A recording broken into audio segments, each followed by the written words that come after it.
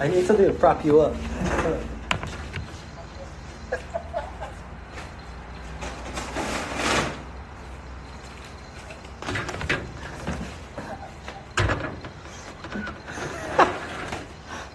That's funny, man.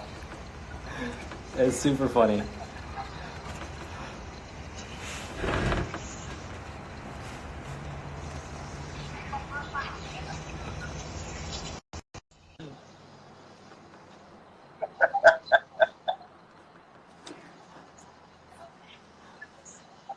Yeah. Hey, what's up? What up? What's up? How you doing? I'm good. You? How you guys doing? Good. Wait, can you hear Larry? Larry. It's so funny. I have to hold him like he's a portrait. You work that bike 1 hour. You should curl him while you're doing that. So yeah, I know. Oh man.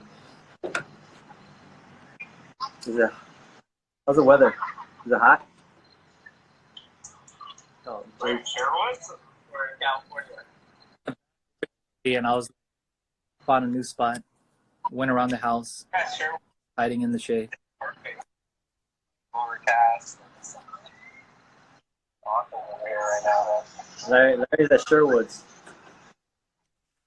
That. Eva.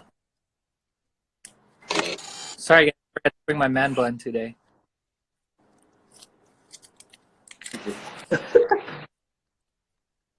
I tucked mine away. Are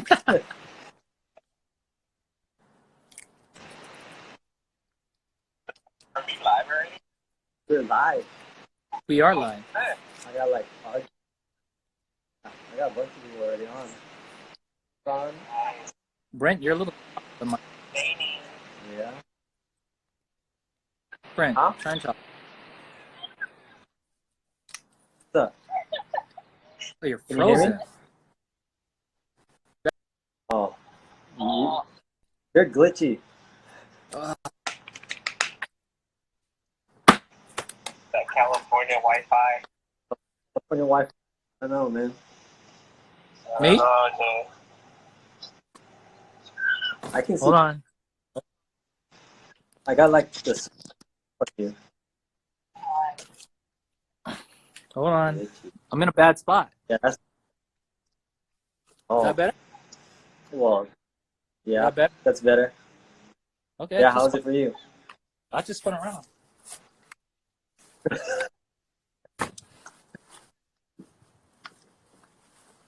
All right. This is Oh, he got his power cord and everything. Well, I don't want to die on you guys. And I was at Lowe's, so my phone was a little low. Okay. Home Depot. All right. Let's. What's the dildos? So, first of all, welcome to the fourth Sickle Thank Spot.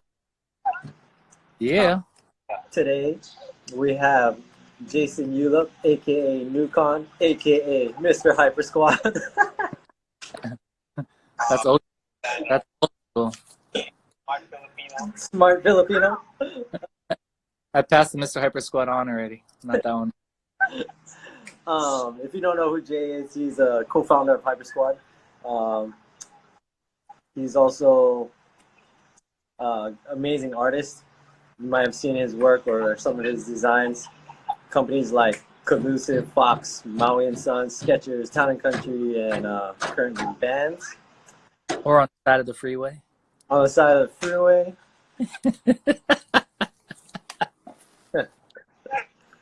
Or from of his artwork. One of, I don't know how many he made that one time. Oh no. Let's get some lightning round questions to warm you up. All right. Favorite exotic food? Exotic food. Uni. Uni. Okay. I got one, Brent. What's up? What's the last show you've been binging? That you've been watching? You know, I only now I'm getting into Game of Thrones. Oh, okay. I'm one of those guys who I hate when you have to wait for the next season. So I always wait till a show to completely finish, Huh? and I power my way all the way through because it's too dynamic. I forget stuff between the season. You know what I mean? Yeah. Nice. Nice. Okay. Um, favorite travel? Because I know you've been traveling. Japan. Yeah. Okay. What's a quarantine snack? Your guilty quarantine snack. I don't have one. I've been like I kind of like Gonna be showing your six-pack abs then. yeah. No, I kind of felt like there's two ways you can come out of quarantine, you know, like a better person or a worse person, you know, and I just try to really focus on myself and, you know, family, and a huge part was, you know, like quality of life. So I completely changed my whole eating habits and working out and, you know, that kind of stuff. Trying to be skinny like Brent.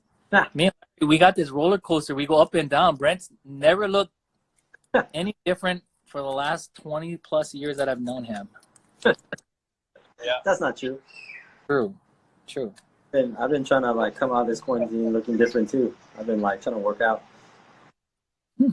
Same here. Most irritating Ulep sibling. Irritating. Alright. No. I'll be my sister. No. No, the only reason why is because like I just like being happy, and she normally calls me to tell me something's wrong. Like, you know, it just pulls me down. I'm like, oh my god, don't right now. Yeah, so I just like the good vibes right now. Okay. Favorite Ulep sibling. Oh wait, that's me because everyone thought I was between you and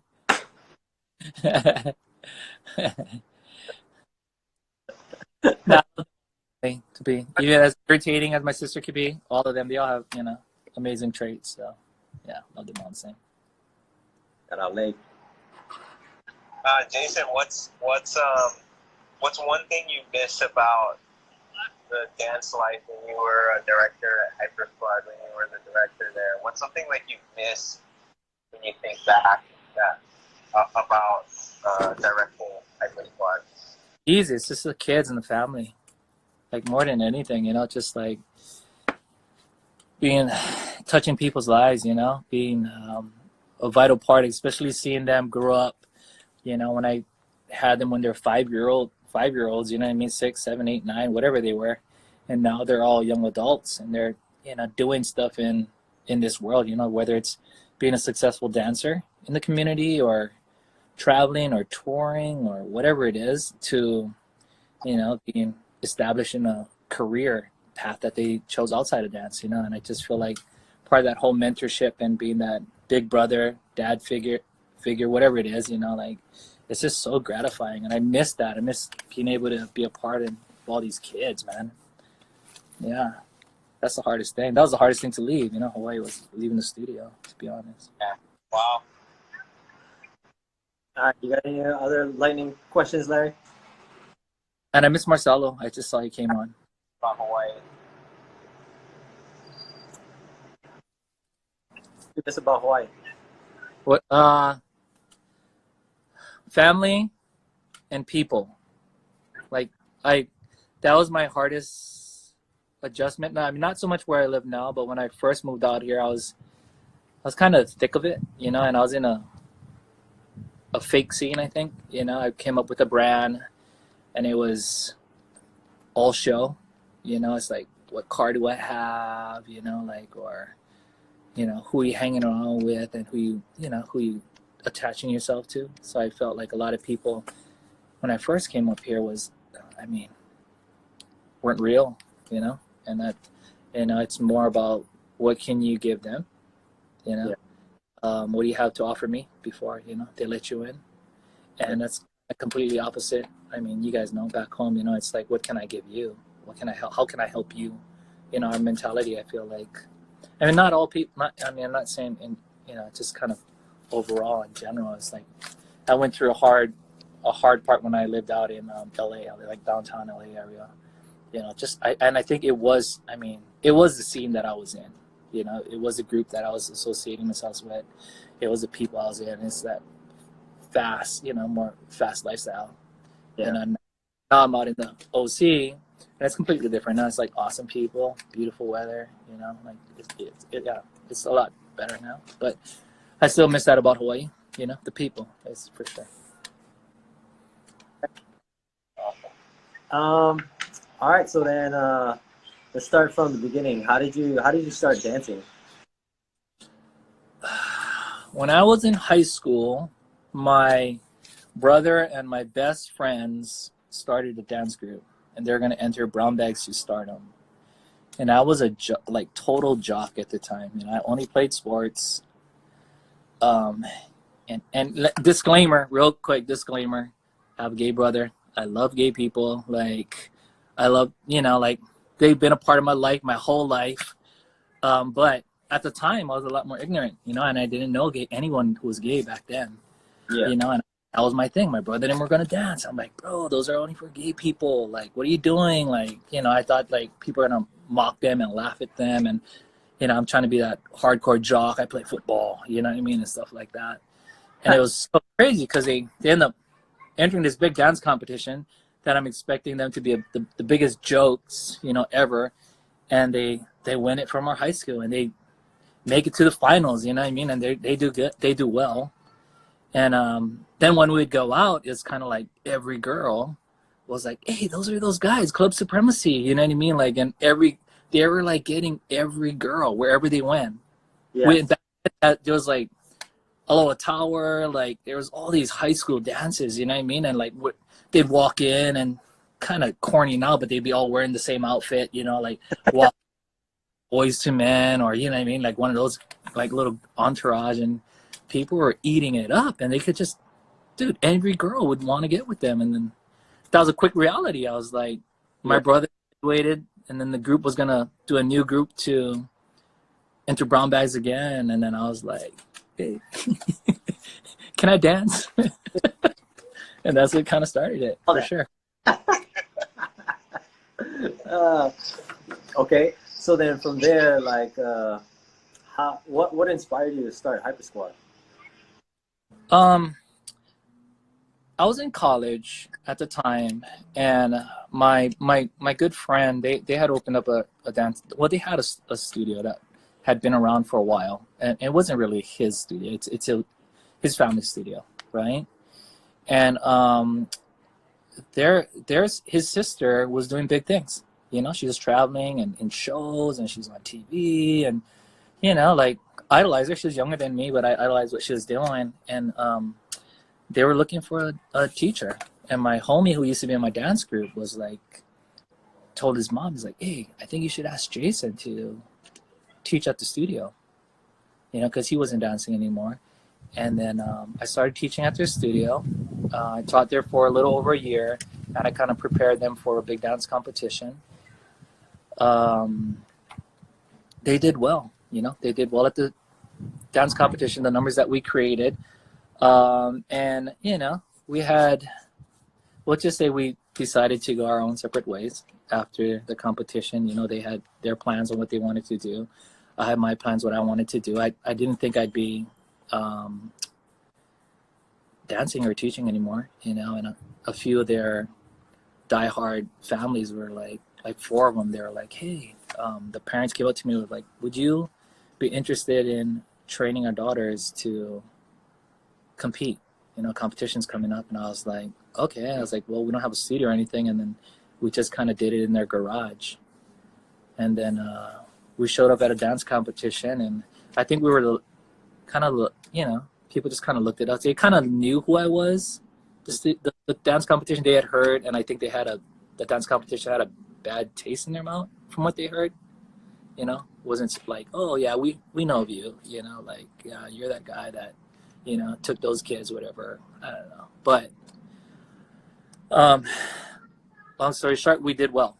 And then after at the competition, a lot of people there, a lot of old students, a lot of people were coming up to me and just like, hey, you know, if you open a studio, we take from your studio, we'd love to come out. And I took a chance. Went to the town center, Mililani. There was I think it was Everblue at the time, a big vacant spot that was vacant for over a year. I just went up to management and I was like, hey, I said, what if I told you I could get 100 kids here a day and all their parents, and they're going to hang out in the mall while their kids are dancing, and then they're going to go eat in the mall, and they're going to go buy clothes and whatever your mall is offering. What can we do to, you know, so that I can occupy that spot? And then we came to an agreement, and they pretty much gave me the electric bill. You know, that spot was probably, I mean, Everblue, I would guess, was paying about $20,000 a month for the size of it, you know, and Yeah. they're like, get the electricity, and if you can do that, you can have it until, you know, we find someone for it. And I think we were there for about 3 or 4 years. So we grew a lot, saved a lot, and eventually was able to move out, you know, and get our own new spot. It was a pretty big spot. Yeah, I was there. The first time I went there, I was like, this is weird. It's in a mall. Like, I've never heard of a dance studio in a mall. And Your first was your first official time when 24/7 just like showed up like a gang with Marcelo? Was that the time? No, you went before that. No, I wasn't part of that. I came by myself. I remember, like, we were so scared, like, because we're like the ghetto little studio, you know, like no one cared about us. We're whatnot, you know, and 24/7, they're like, oh my God, they had this, you know, everyone was afraid of 24/7. If you weren't a part of it and you're in another studio, like, you were so afraid of 24/7 back then. And then I remember teaching a class, and everyone was like, hey, I saw Marcelo in the parking lot. And I was like, oh yeah? And then he like, yeah, and they had like a lot of all their dancers, man. I think they're gonna come here. And he popped in and they took a class, and I remember it was like one of the most frightening experiences for me, because I was I'm not a trained dancer, you know, like I'm just ghetto, dude. I just danced in the streets, you know, and then found a niche that needed a filling in Hawaii. There wasn't really street dancing back then, you know, so it was very, yeah, for sure intimidating when 24/7 arrived. But at the same time, there was kind of that excitement that they would want to come out, you know, and take a class and see what we're about. I wasn't officially in 24/7 at that time. So after Stella was, hey, you should take from Jason. They have a studio called Hypersquad. They do a lot of hip hop there, so you might wanna go. I think that's when you started teaching at Castle. And like you invited me out, and I was like, all right, that's cool. I was like, dang. That was my first number I did with 24/7, Bust More Rhymes. Yeah. Yeah, that's good. Yeah, that was a dope spot, except for that pillar, but it was so the pillar and the carpet, dancing on carpet and the pillar. yeah. Okay. Larry, you got anything? Yeah. I think like I came to Hypersquad as we were transitioning out of. No, I think when I came to Hypersquad, we were like getting ready for a concert, and we had done like one practice over there in the town center. I didn't even see the whole show before we moved to YPO. So this is all I had never even heard. I heard bits and pieces of the story, but my question is, like, that's a pretty crazy, audacious thing to do. It's like, okay, I'm gonna start a studio, and I'm Jason. Like, what about your life, or what about the influences in your life gave you the creativity and the courage to do things that are that big and risky? I think that's an important thing for people to understand about you, and to understand about just, I think, business in general, but also just doing what is yours to do in the world. So what are the things that created that in your life to be able to make moves like that? I think one, it's a humble beginning. You know, I grew up in a little plantation town, you know, Wailua. You know, we didn't have much growing up, and I didn't realize it back then. You know, it's pretty the norm amongst the people that we live, you know, my friends and everything. But now that I'm not in Hawaii, you know, and I'm living a different life in a different place, I realize and I appreciate my parents, you know, like the struggle and, you know, how hard they work. And I think those were the building, the foundations, you know, for me to be want more, you know, and work hard to get where I want to be. So I give all that credit to my parents. And then as far as opening the studio, it's kind of, I like doing what people say I can't do. You know, like I am, you both know how competitive I am. Like people who really know me, like it's crazy because like all my friends up here, like none of them think like I was that guy who wanted to fight everyone and was so aggressive and like when I tell them stuff, they're like, no way. Like they think like I couldn't hurt a fly. I'm like the most quiet, shy, polite guy from Hawaii, and I'm like, dude, like it's so weird because I was a complete opposite guy before I got here. Like I used to be crazy. You know what I mean? So it's like going back to it, it's like doing what people told me I can't do, and I was told that I couldn't do the studio. I was told like, no, like you're not a professional. You don't have what it takes. You know, you can't do it. So I did it. You know, I was just like, all right, well, I want to not just do something, but anything someone tells me I can't do, I want to do it like 10 times better and like shove it in their face, you know? Like, I mean, that's just me. I mean, you tell me something, I'm just fires me up and I'm like, all right, well, I'll show you if I can't do it, you know? And then I put my foot forward in it. So yeah, for sure. And then a huge thing, I mean, also touching on that, Larry, it's like, and I want to pass this on to like people that are listening out there. It's, I'm a strong believer, like there's opportunities that present itself all the time to people, you know what I mean? But it's about people recognizing an opportunity is there and committing to it and going after it. You know, it's like there's so much opportunity, but people are just like, everyone finds it. I mean, not everyone, but so many people find an excuse, you know, like, well, I'm here, I can't do this, I'm still here, it's too whatever, blah blah blah. Like you never know, you're never gonna know until you try, you know what I mean? So if there's something that, you know, even remotely excites you or intrigues you and, you know, gets excited to do something, like go for it. What's the worst gonna happen is you're gonna fail at it and you're gonna learn. Every failure is gonna be a strength later, you know. It's going to teach you something about yourself, you know. It's about how you rebound from it, you know. So take that chance, you know. Yeah, it goes with something that I recently saw, and I was like, that's a good way. I don't fail, I learn.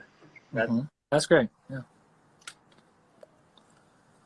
for sure. You know, Jason, I've observed and learned that about Jason over the years, being one of my closest friends. It's one of these things where there's a part of Jason, like even though he's talking about his intense nature, there's a part of Jason that's just inherently playful and curious about things. And so, you know, taking on the kind of persona of somebody who's rebellious or whatever, it's also for somebody who's just like curious about life. And I've always seen him, what some would say is reckless, is to me and to many who've been touched by his life, is somebody who is living his fullest life, like he truly is pursuing and going after what he believes is his to do. And to see somebody do that in this world, I think is so important. Yeah, sure. I think that's one thing I learned from you too, Jay. You gotta try. Yeah. I feel like Jason, you don't waste time in hypothetical. You just go for it and you deal with what happens in front of you. And that's missing a lot in today, in the way a lot of people like look at life and their goals and their life plans. Is they try to perfectly plan it when there's a part of it that you just can't plan for. You have to learn how to live and learn and address what's in front of you versus what may or may not happen. Yeah, like this podcast or this interviewing thing. Like we were playing for the longest time. We were doing practice runs, and then I was like, you know what? I don't even know why I'm waiting. Screw it. Let's just do this. Let's just do this live. Like, Yeah. But I think that's too, you know, like to address just like the specific culture of dancing. There's so much that happens that you can't plan for. You can do your best, but then when you're on that stage and when you're performing your piece, you have to just kind of like go with it, you know, and continue and move on and move forward. So Yeah, you never know, like those situations that you can't plan for, like. And for me, it's like every time I thought something was so bad and like the worst thing that could happen to me, it's always ended up a blessing in disguise. Like I think if I didn't lose that first, gig that I was up here, I'd never be where I'm at today. Yep. You know what I mean? If I didn't tell Larry to go backflip across the stage, he might not be with Chanel today. True story though. Competing, some kid flipped across the stage, and I was like, "Hey Larry, let's change our routine." I was like, "Bro, do you see that kid? You can flip better than him. Like, go flip across the front of the stage." So I'm like watching in the audience, and then I see Larry like improv, and he just kind of flips across the stage, and like you see him kind of twist right in the wing, and he falls out. Like if you don't know what the wing is, it's like the curtain, and he kind of falls inside, and the music kind of just stops, and then I hear on the big speaker like, could director Jason Ulep please come to stage right, please? And I went there, and Larry blew out his knee because I told him to flip across the stage. We thought it was the end of the world, but look, Chanel, no, back to health. Like who knows, man? See, Larry, you never know. Every bad thing is a blessing in this guy. You just gotta look at it differently, apply it. What is one? Okay, other concerts for Hypersquad. What is one thing that you're like, holy fuck, I have no idea how to fix this? Concert.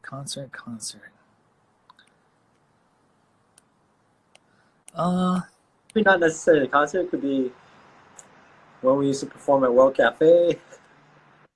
wow, well, My worst situation with this. Okay, here. Well, let's not even go. We'll go like the worst thing that's ever happened to me with Hypersquad was I thought I was too cool.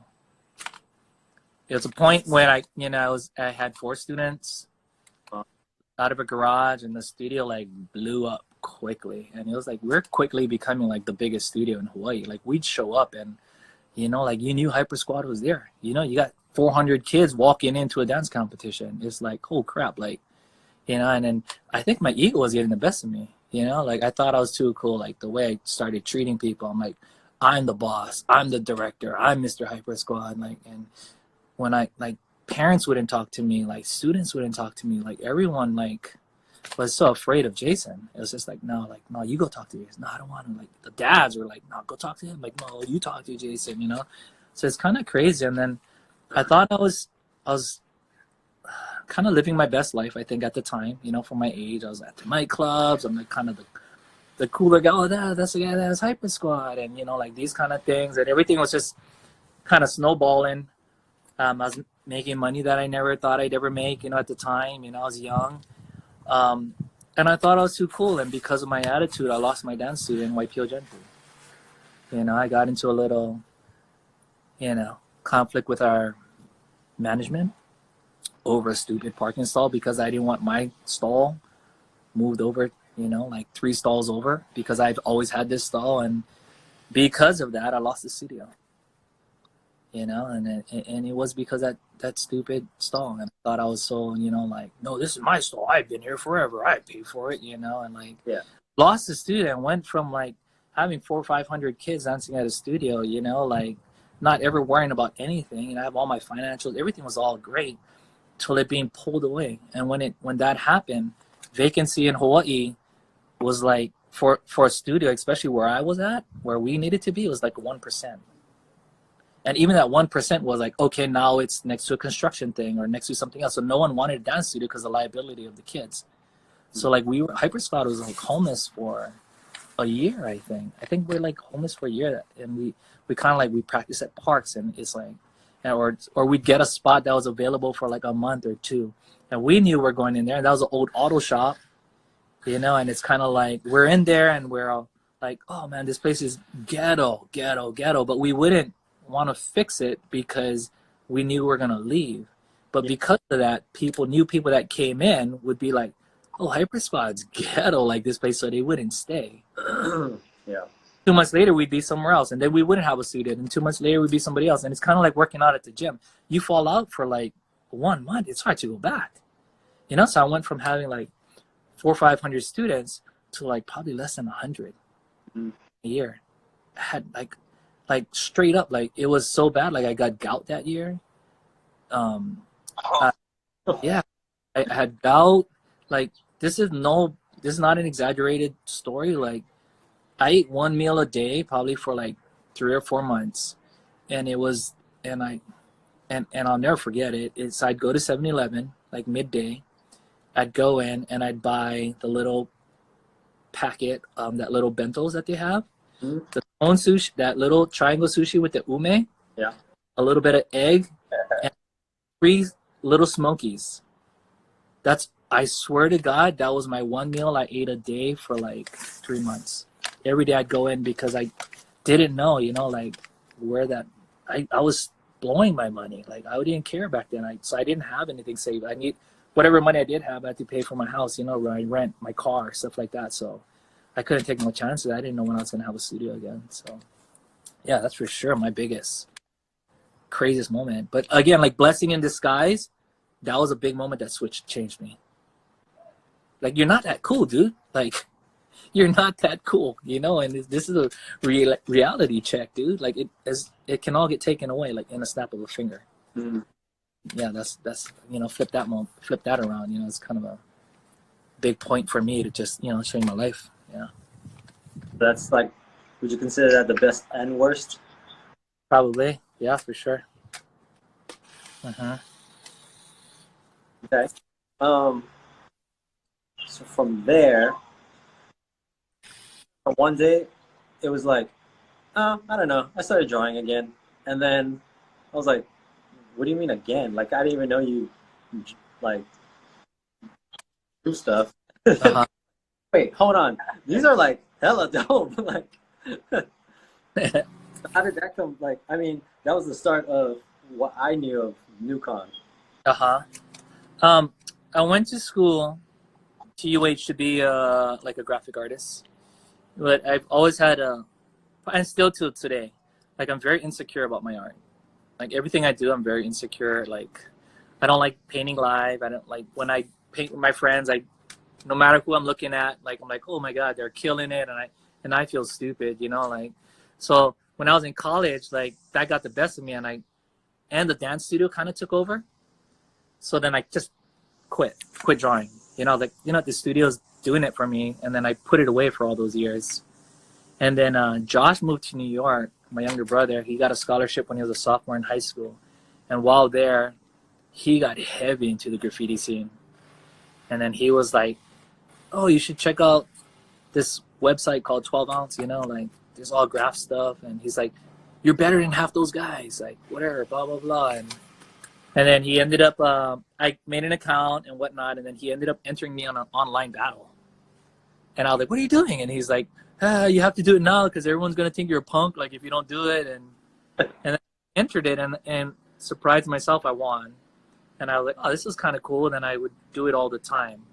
I just started doing more, and I'd win more and more often. And then from there, his friends came and painted the studio, and my ego gets the best of me, right? I'm like watching the competitiveness in me. I'm like watching them paint the studio. As soon as they leave, like I don't know how to spray paint. I'm like, I could do better than those guys. You know what I mean? Like, so then I started grabbing a spray can, and like I'd paint a little spot, and like I experiment. And then those guys took me under the wing, and then took me out painting, and gave me the knowledge I needed to do then. So then I was getting my art side there and doing like art shows, things like that, engulfing myself in the art community. And then right while I was kind of in the thick of all of that, I think it might be even a little before that, Larry started dancing with us. And then Larry, I knew was a graphic artist, and he's like And I kind of looked at him like me, like struggling Filipino little kid, coming out of like nowhere, trying to make it. And I saw his hustle. I saw his commitment to dance. Like, I mean, besides the two of you, how many B-boys do ballet? Sure.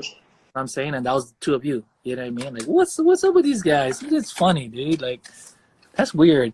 So Larry started dancing at my studio. We became really, really close. And then opportunity. I was just like, opportunity for me, an opportunity for Larry. Larry knew how to do the stuff that I didn't know how to do. I was just all hands on. I could draw, I could paint. Like, I knew nothing about computers. So I talked to Larry. I was like, hey, bro, like, you want a spot, like a design deal, you can have upstairs for free. Like, we can split my office and you can bring in your stuff and like just teach me how to do stuff, Mm-hmm. And Larry came up and we made a little lab up there, and then we started like he would teach me like Photoshop, like and I like do stuff, and he'd read the books on every single thing because I hate reading. So I'd be like, oh, Larry, read this, and then Larry would read it. He'd teach me a little, and that's what I really needed. Like, teach me a little, and I'm that guy. I'm just gonna just grind away until I get it, And then like, if it wasn't for Larry, like I wouldn't even be up here today. You know what I mean? Like, Larry taught me all that, my foundations and everything for all of the like computer graphics, and all those programs is all through Larry, and we just chopped it up. We'd compete, like making flyers against each other, and like, dude, we thought they were dope, but now that I look at it, it's like, oh my God, like we were horrible.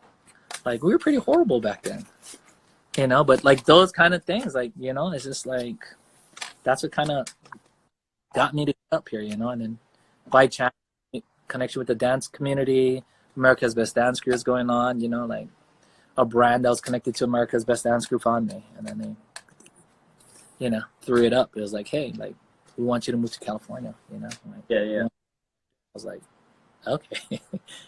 Yeah, that's what I ended up believing. Yeah. Pretty crazy. Larry? Yeah, man, I think that's something to hear that story. What Jason, maybe I'll ask some questions, but before I do that, since we're talking stories, and Jason gave a story about me busting my knee and having to have surgery. I got a story about Jason there with some people who don't know his punchy side. Can you guys hear the lawnmower back behind me? Is it loud? Okay. When it gets, let me know, and I'm going to go upstairs. Okay, go. Go ahead, Larry. Sorry. My neighbor's lawnmower right now. Okay, go. Go ahead, Larry. Like, one of our students' parents, they were doing some kind of like fundraiser, and so this is one of many nights where we would just go and then hang out with some of the parents. And without details, we had a really good time that night. And we were coming back to the studio, and we went and hit up Zippy's before we would go back to the studio or just go home. And Jason, for some reason, we get to the parking lot at Zippy's in Whitefield, and there's a car club. There's like a club that has like 10 cars all along the side in the parking lot. They're all hanging out at Zippy's. And he's so riled up and so like proud of himself at that time. Maybe don't forget drunk. He goes up to every single car and every single person looks him in the eye. Probably away from the face and eyes them up. And it's me and Jason, and it's like a car club, maybe 10 to 20 people. And Jason goes straight for the crowd, and he looks at each and every one of them in their face. And I'm like, I'm sorry. And I'm throwing him away. And we get into Zippy's. I already didn't get beat down. But what happens is when we get into Zippy's, Jason essentially decides to call out the chef from the window. So badly wants a grilled cheese sandwich, and I'm like, I'm sorry. I just need a grilled cheese sandwich for Jason. I think, there's so many times like that where he's getting all nuts, and I'm apologizing. I think that's just a funny picture and image that some maybe your new Orange County friends might get a kick out of, Jason. Crazy days. Crazy fun days. I know, man. And I wanted to tell that story because I also I didn't know it got that hard, Jason. Like when you're talking about the 1 meal a day, I think that's part of the journey of being a director and being just any type of leader. I think even though parts of it are fun and exhilarating, there's parts of it that I look back at your life and I think about other directors like Marcelo and like some of the other studio directors from Thailand. And a lot of people don't realize it's a very lonely position to have. People probably believe in the vision and support it, but also will never carry it the way that you guys did it and the way that you did. Mm-hmm. Like, and we're like one of my closest friends. I didn't even know that was happening. You know? Mm-hmm. When the studio, when the choreographers, when even like your core team is sleeping well at night, you're up at 2 a.m. and probably thinking about how you're gonna make rent the next month, you know? And I think about that, and I think that's so important for us because oftentimes when we think about our dance careers, it's very individualistic. It's always thinking about how we're going to make it, what we're going to do next, what job we're going to get. But I think a big goal of this podcast is for us to strengthen our community, our dance community, you know, that is from and in and growing here in the islands. It's so important for us to have empathy for our directors and our choreographers because, man, if we had lost Hypersquad, and we were probably we probably lost some studios due to things like that I feel like if there was more of an awareness of the dance community to band together support, and there's a lot of people that have come out of it, so thanks for your resilience. Okay. Yeah. Sacrifice for so many kids. You touched so many people's lives, and so many people are in the world dancing and even beyond dancing, but still carrying their dance experience with Hypersquad into the future. So on one end, I just want to thank you for that. Second, my question for you, Jason, is what are some of the values and experiences you had dancing that make it into your career as a successful graphic artist and creative director at band? Values you take with you into your career as an artist and as a designer?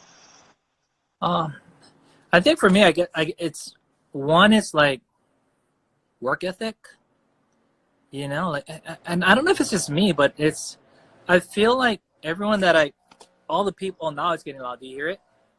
No? It's just me? All right. A lot of people, it's a trait, a lot of people from Hawaii, we all struggle, a lot of us struggled back there, you know, and I find it up here, Hawaii people have a good rep up here, you know, being hard workers, you know, so I think work ethic for myself is huge. Are you sure you can't hear that? Only now, but... Okay. So work ethic for me is huge, you know, I've always pushed really hard. Sorry, I'm so distracted trying to walk away from that guy. Larry, jump back. Refresh me on your question.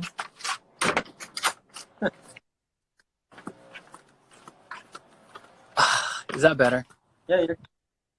Okay. Yeah, I think the biggest thing is probably the work ethic and being dependable. I feel the biggest part of me being a director was I felt I was so responsible for, you know, so many kids, you know. If a show's a flop, it's on me. If it's a success, it's on me, you know. If a teacher messes up, it's because of me, you know. No matter what, being the director, it's all on my shoulders, you know what I mean. So it's kind of gained an attitude where like failure is not an option.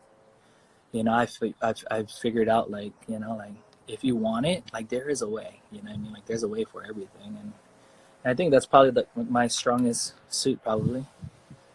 Yeah. I hope that answered your question, Larry.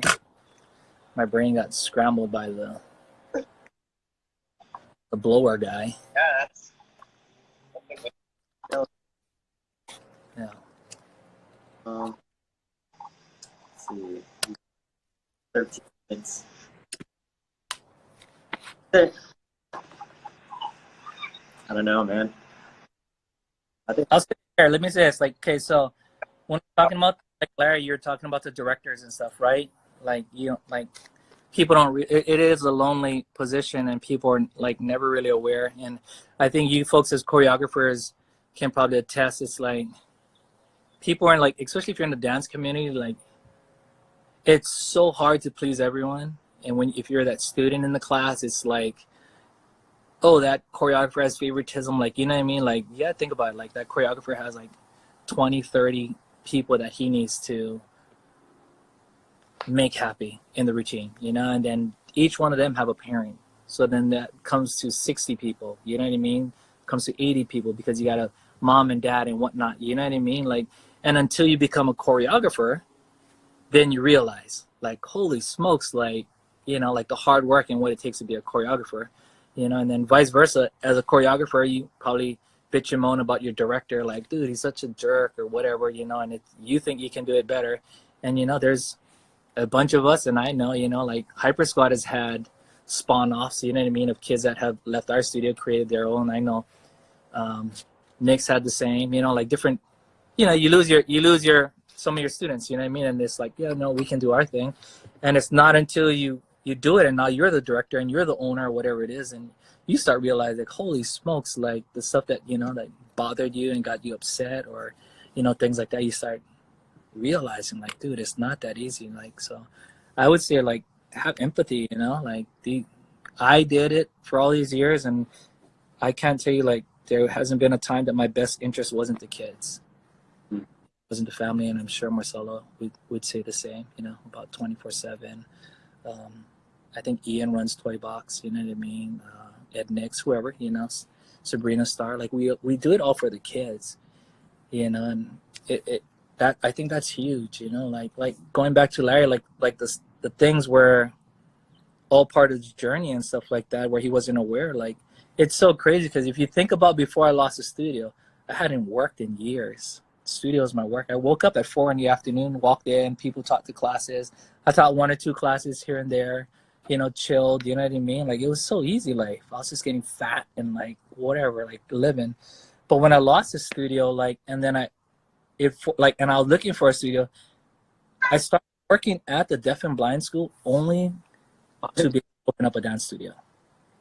That's why I did it, to be honest. I fell in love with it, and once I started working there for a long time, it became a passion. I enjoyed working with kids with special needs and the lives that I was touching. That became, but for my selfish reason, the only reason why I started working there was I needed a studio. I couldn't afford one. I lost my 400 kids, and there was 100 kids that stuck with me through that hardship, and I just couldn't walk away. The smart, easy thing was to walk away from it, pick a new. But I couldn't, because those kids like believed in me and the families believed in me. So I was like, you know what? Like, the only way I can get a studio, this studio is gonna cost me $5,000 a month now. Do the math, you know what I mean? I got 100 kids. I got to pay my choreographers, got to pay my rent, got to pay my electricity. It doesn't add up. Yeah. You know, how am I gonna do it? Like, dude, you know. Then I got a job. You know what I mean? Like, I got to find something. So for a good 2 years, the reality was, I got a job so I could teach people how to dance. Yeah, I mean, it wasn't like it was like because I wanted to teach people and I wanted to repay these kids and their families for believing in me. You know, so that's one little small story of mine in this whole journey.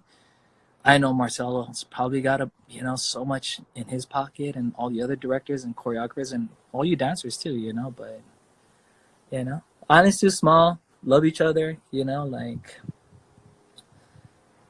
I don't know. I guess maybe I'm just getting old, but I'm over the whole, you know, ride or die, and you know what I mean, against the world mentality. That's just me. Yeah. Yeah, man. Too small Hawaii, like help each other out, you know.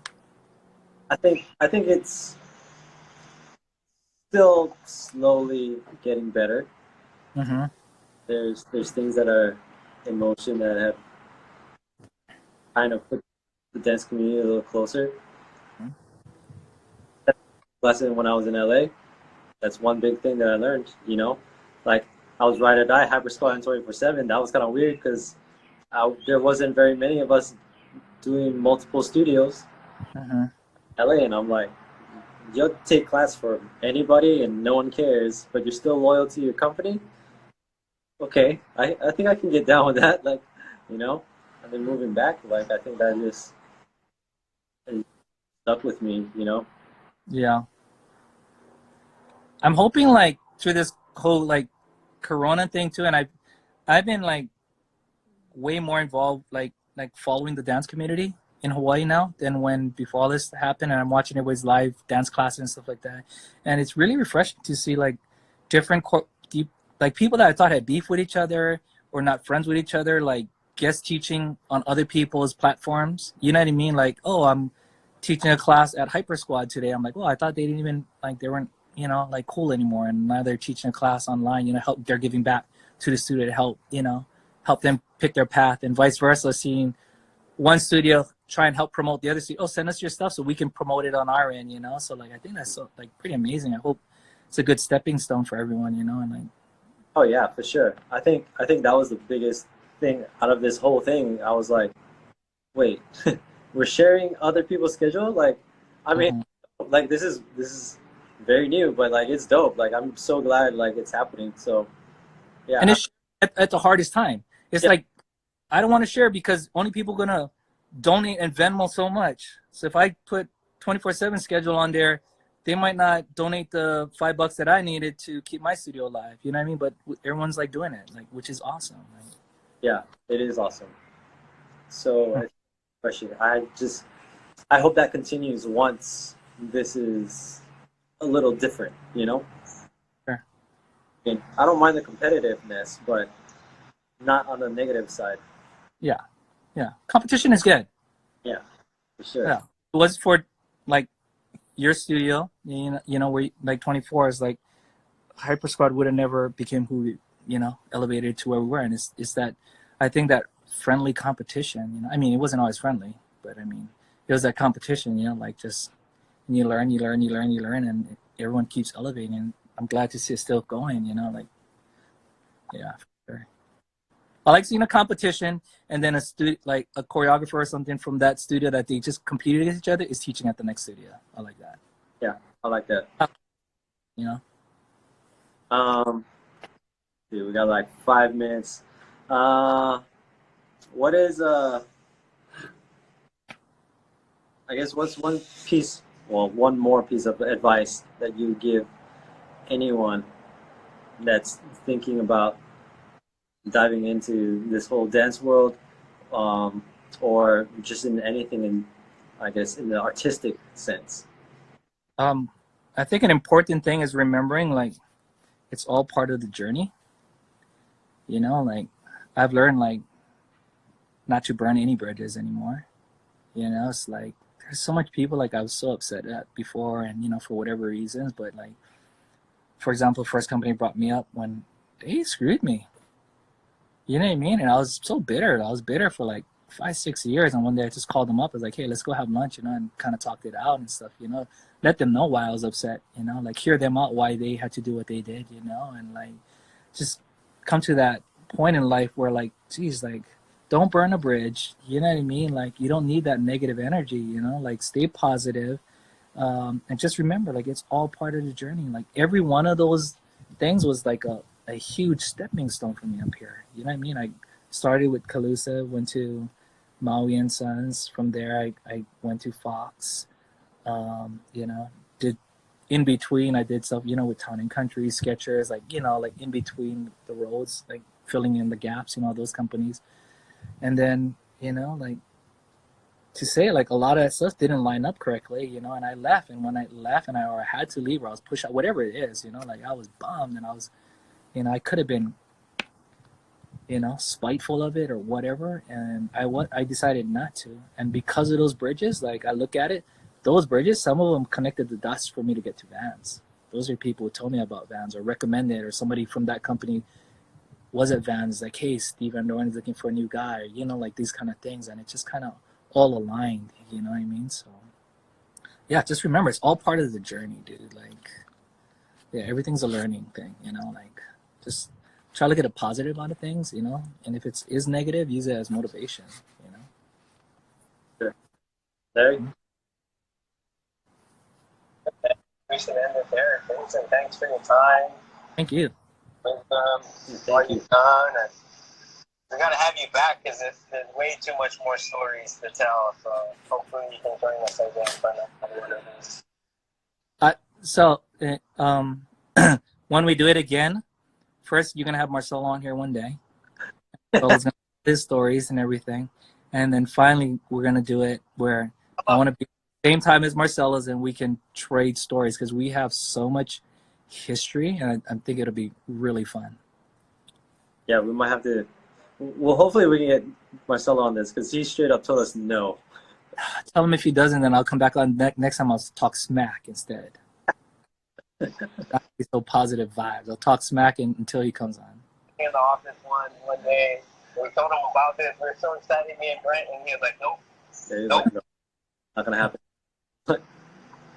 Dang. Yeah, but I also wanted to thank you because, like, you know, I honestly don't think I would be dancing still if it weren't for you. There would be a lot of things I don't think I'd experienced without, like, you know, watching you go through some things or, like, whether it was good or bad.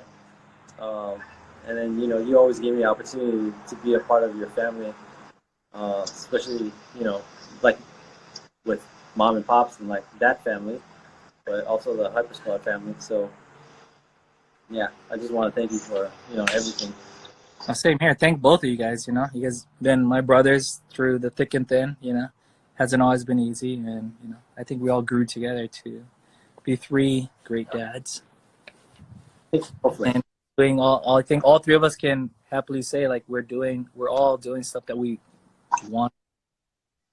You know, we're following our passions, which is cool.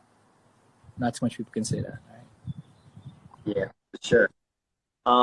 Where can people follow you? Your journey? At Newkon. That kind of right now it's kind of like I'm in a rut. Like I'm not a rut, but I'm kind of in between. I'm doing a 365 days of shoes, like Vans. Yeah. And yeah, it's been a fun challenge, but I'm trying to figure it out, and I want to be able to do a balance with that and my art. So I don't know. You can see both on that page shortly for sure. Yeah, I guess that's means or newconcept.com. Larry built that site for me. Check it out. Yeah, buddy. I have bugs like before. See, 10 years ago, my stuff would have been crashed every day. See, we all learn. Larry built that. You guys want a website? Talk to Larry. He's dope. Yeah, talk to Larry. Yeah. All right. Yeah, I want to thank you again for being, you know, on this and for your time. For those who are tuning in, thank you. Follow us on Instagram, Sickle Podcast. Thanks, Shane. Sorry, I just saw your comment. If you want to watch this interview or previous interviews, check out our YouTube page. We post it up just that way you can rewatch it, or if you missed it, you can watch it again. But yeah, just Larry. And always remember, point your toe.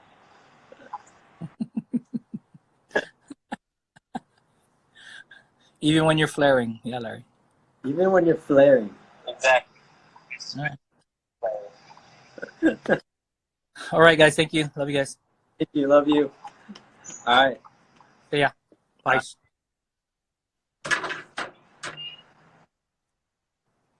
I'm just going to wait till it counts down. I don't know how to do it. I don't even know how to exit. Yeah. We got like 5 seconds. Live stuff. Yeah. technology. Oh, I see. All right.